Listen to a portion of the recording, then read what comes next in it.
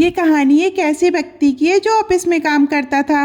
Office के काम के दबाव से वह हमेशा बहुत परेशान रहता था। उसे लगता था कि उस पर बहुत ज़्यादा काम है। उसका बॉस अक्सर उसे डांट देता था। ऑफिस की यही झुंझलाहट वह घर लेकर आता था। घर आकर वह अपनी पत्नी और बच्चों पर भी गुस्सा निकाल देता था। पत्नी से झगड़ा करता था, दोस्तों के फ़ोन भी काट देता था, रिश्तेदारों से भी चिढ़ जाता था। उसे लगने लगा था कि उसकी ज़िंदगी ठीक नहीं चल रही।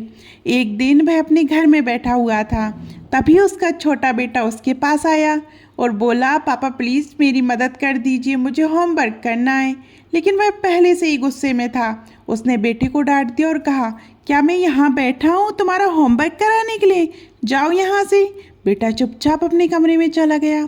थोड़ी देर बाद जब उसका गुस्सा शांत हुआ तो उसे महसूस हुआ कि शायद उसे बेटे की मदद करनी चाहिए।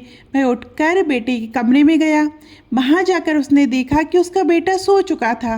उसके सिर पर उसकी होमवर्क वाली कॉपी रखी हुई थी। वह होमवर्क करते करते ही सो गया था। उस व्यक्ति ने सोचा कि कॉपी को धीरे से हटा दूं ताकि बेटा आराम से सो सके। लेकिन जैसे ही उसने कॉपी उठाई, उसकी नज़र उसमें लिखी हुई बातों पर पड़ गई। उसे जिज्ञासा हुई कि बेटा क्या लिख रहा था। उसने पढ़ना शुरू किया। होमवर्क का शीर्षक था, वे चीज़ें जो हमें शुरुआत में अच्छी नहीं लगती लेकिन बाद में अच्छी लगने लगती हैं। उसके बेटे ने लिखा था, धन्यवाद उन फाइनल एग्ज़ाम्स को जो शुरुआत में हमें अच्छे नहीं लगते लेकिन उन्हीं की वजह से हमें बाद में गर्मियों की छुट्टियां मिलती हैं।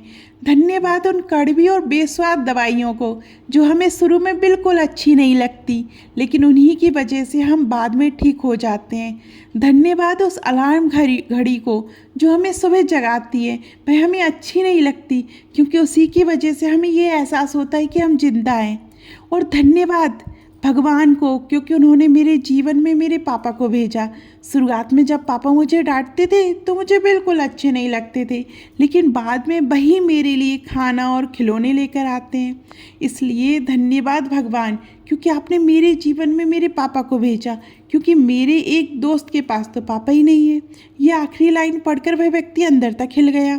उसे अचानक एहसास हुआ कि वह अपनी ज़िंदगी में कितनी अच्छी चीज़ों को नज़रअंदाज कर रहा था। उसकी आंखों में आंसू आ गए। उसने धीरे से कहा, हे भगवान, आपका बहुत बहुत धन्यवाद। आपने मुझे एक घर दिया, चाहे मैं उसकी ईएमआई ही क्यों ना भर रहा हूँ, लेकिन मेरे पास अपना घर तो है। धन्यवाद भगवान, आपने मुझे एक परिवार दिया। इस दुनिया में बहुत से लोग ऐसे हैं जिनके पास कोई परिवार नहीं होता। धन्यवाद भगवान, आपने मुझे एक नौकरी दी, चाहे काम का थोड़ा दबाव भी क्यों ना हो, क्योंकि मेरे पास काम तो है। बहुत से लोगों के पास तो नौकरी भी नहीं रहती। और धन्यवाद भगवान, आपने मुझे ये जीवन दिया। दोस्तों, ये छोटी सी कहानी हमें एक बड़ा मंत्र देती है, जो हमारे पास है उसी में खुशी ढूंढना सीखिए। क्योंकि जब हम अपने जीवन की अच्छी चीज़ों को देखना शुरू करते हैं तो हमारी सोच बदल जाती है, और जब सोच बदल जाती है तो ज़िंदगी भी बदलने लगती है। अपने हौसले को हमेशा ऊंचा रखिए, फिर दुनिया में ऐसा कुछ भी नहीं है जिसे आप हासिल नहीं कर सकते। तो आपको ये कहानी कैसी लगी कमेंट में ज़रूर बताइएगा। और अभी तक आपने हमारे चैनल परंपरा और प्रतीक्षा को सब्सक्राइब नहीं किया और हमें फेसबुक और इंस्टाग्राम पे फॉलो नहीं किया है तो जल्दी कीजिए।